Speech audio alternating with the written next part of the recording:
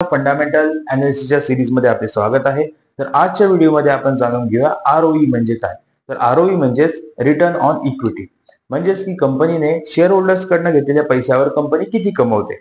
तर याच्यासाठी एकदम सिंपल फॉर्म्युला आहे। आरओई म्हणजेच नेट प्रॉफिट भागिले टोटल इक्विटी शेअर्स, त्याला गुणायचं 100 ने, आणि यामधनं आपण फाइंड करू शकतो कंपनीचा आरओई। तर एका सिंपल उदाहरणाद्वारे समजून घेऊया। समजा कंपनीचं नेट प्रॉफिट आहे 50 करोड आणि कंपनीची टोटल इक्विटी शेअर्स आहेत 200 करोडचे। तर याला जर आपण 100 ने गुणिलं तर याचं उत्तर येतं 25%। याचा अर्थ कंपनीचा आरओई आहे 25%, की जो एक स्ट्रॉंग आणि इफिशियंट आहे, की जो कंपनी कशा प्रकारे पैसे यूज करते हे आपल्याला दाखवते।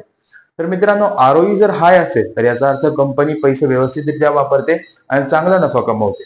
जर कंपनीचा आरओई हा ग्रोइंग असेल तर याचा अर्थ कंपनी चांगल्या प्रकारे सर्व ऑपरेशन्स करते, कॅश फ्लो चांगले आहेत कंपनीचे आणि नफा कमवणारी कंपनी आहे हे आपल्याला त्याच्यामधून समजते।